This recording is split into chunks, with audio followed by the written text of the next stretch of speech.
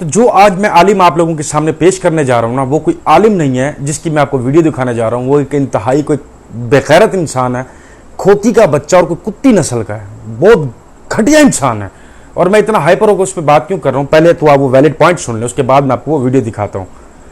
جو شخص، آپ یہ بتائیں کہ قرآن مجید ہمارے لیے نازل کیا گیا، یعنی کہ ہم انسانوں کے لیے سمجھنے کے لیے، جو انسان اس قرآن کی آیاتوں کو اپنے پیر کو بچانے کے لیے یا اس کا رتبہ بلند کرنے کے لیے کوٹ کرے، تو مجھے آپ یہ بتائیں کہ وہ واجب القتل نہیں ہے؟ آپ انجینئر محمد علی مرزا کو تو بڑے فتوے لگا دیتے ہیں، اس کی ایف آئی آر درج کروائیں، جاہل آدمی ہے، اس کو جو ہے وہ قتل کر دیا جائے، شرع عام کوئی اس کو مار دے، بم باری کروا دیں، یہ کر دیں، وہ کر دیں، پولیس میں اس کو بند کروا دیں، بہت سی باتیں کرتے ہیں۔ صرف اچھا وہ بھی قرآن و حدیث کے حساب سے بات کرتا ہے، ادروائز اس نے ہوا میں کوئی بات نہیں کی۔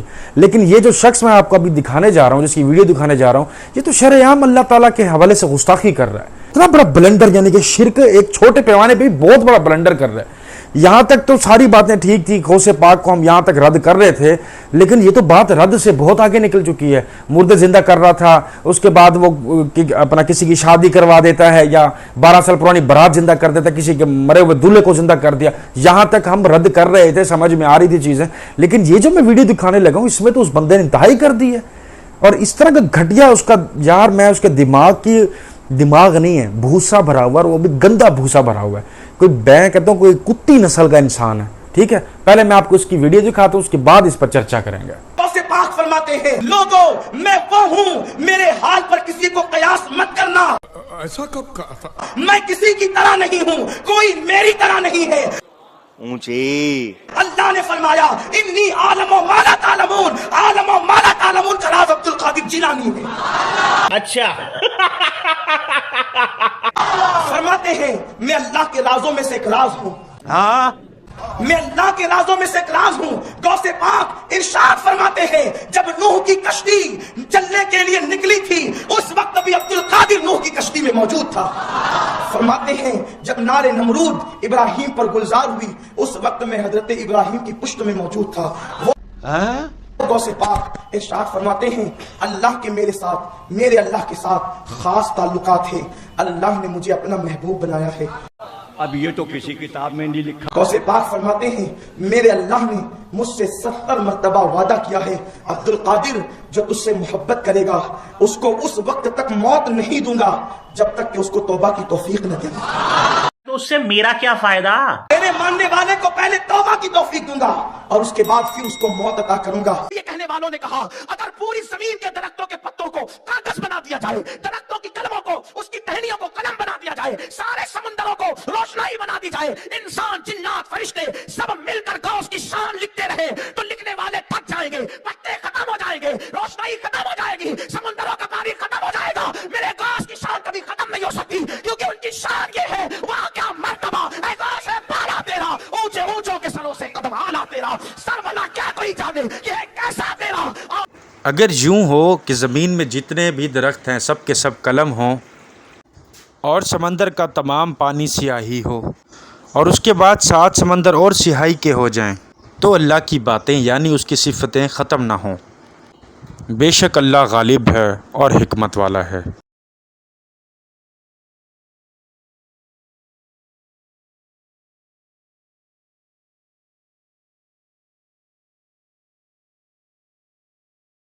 کہ اگر سمندر میرے پروردگار کی باتوں کے لکھنے کے لیے روشنائی ہو تو قبل اس کے کہ میرے پروردگار کی باتیں تمام ہوں سمندر ختم ہو جائے، اگرچہ ہم ویسا ہی اور اس کی مدد کو لائیں۔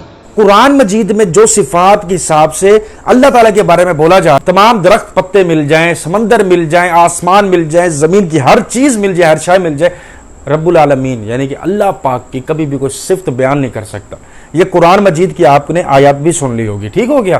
لیکن یہ بندہ صرف کس کی بات کر رہا ہے؟ غوث پاک کی۔ کہ غوث پاک کو اللہ نے اتنا بڑا رتبہ دیا ہے، نعوذ باللہ، غوث پاک اللہ سمجھتے ہو آپ یار؟ اس کو اللہ سمجھتے ہو جو پیچھے اتنے لوگوں کو مجمع کو سنا رہا ہے اور وہ سبحان اللہ کی جو ہے صدا لگا رہے ہیں، ان بغیرتوں کو یہ نہیں پتا یہ کس چیز پر بات کر رہا ہے؟ قرآن کی آیاتوں کو فٹ کر رہا ہے اپنے بابے کا رتبہ بلند کرنے کے لیے، وہ بھی پڑا بیچارہ غوث اعظم بد دعائیں دے رہا ہے، قبر میں پڑا ہوا ہے۔ اس طرح کے اس خنجیر جیسے مولوی کو اور اس جیسے نہ جانے کتنے مولویوں کو کہ جو اس کی شخصیت نبیوں سے بھی بلند کر دی, نبیوں کو, صحابہ کو نہیں چھوڑا, صحابہ سے بلند کی نبیوں تک, اور نبیوں سے بلند کر کے خود اللہ سے ڈائریکٹ ملا دیا. اب مجھے آپ یہ بتائیں, کیا اس کے خلاف ایف آئی آر نہیں ہونی چاہیے؟ کیا اس کے خلاف کوئی جو ہے وہ کیا نام ہے, لوگ سڑکوں پہ نہ نکلے, احتجاج اس کے خلاف نہیں بنتا, ٹائر جلانا نہیں بنتے, لوگوں کا مجمع اکٹھا ہونا نہیں بنتا؟ اب بھی کوئی کافر نعوذ باللہ من ذالک قرآن پاک کے حوالے سے کوئی غلط بات کر دے, نعوذ باللہ اس کو نقصان پہنچائے, سرکار آپ کہیں گے کہ پہلے فرصت میں اس کی گردن چاہیے. یہ جو قرآن, اچھا ان کو تو پتہ نہیں قرآن کے ساتھ وہ یہ سلوک کرتے پھر رہے, ہمیں پتہ ہے تو ہم ولولا اٹھتے ہیں اور ہم کہتے ہیں کہ بس اس کا گردن جو ہے وہ قلم کر دو.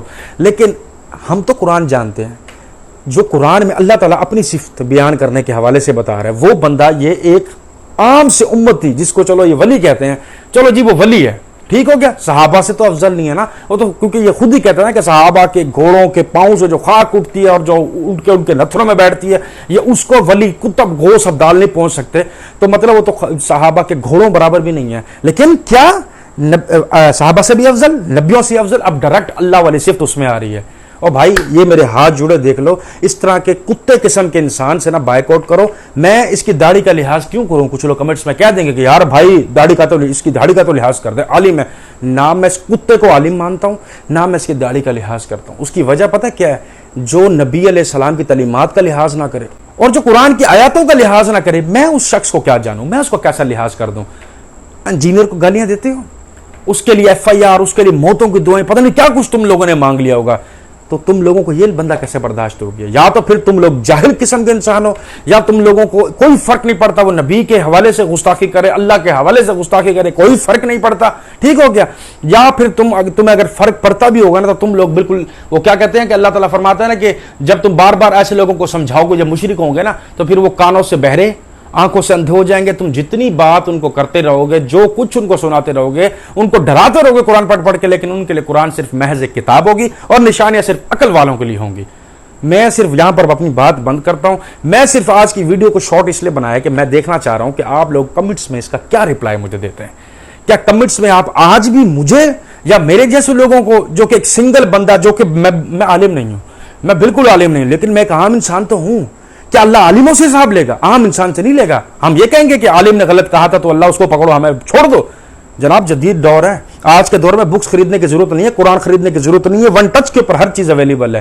پھر بھی آپ اتنا کھلا شرک, اتنی کھلی بدتمیزی, بد لحاظی نبی علیہ السلام اور اللہ کے حوالے سے برداشت کریں. تو میں کہتا ہوں سرکار آپ لوگوں میں شرم کی بھی کمی ہے, اور آپ لوگوں کو شرم کرنی چاہیے, اور اس طرح کے بے غیرتوں کا بائک آؤٹ کرنا چاہیے. کمنٹس میں اپنی خوبصورت رائے کا اظہار ضرور کیجیے گا, دعا میں رکھیے گا. یاد ملتا ہے نیکسٹ ویڈیو میں, تب تک رکھیں اپنا بہت سارا خیال. اللہ حافظ.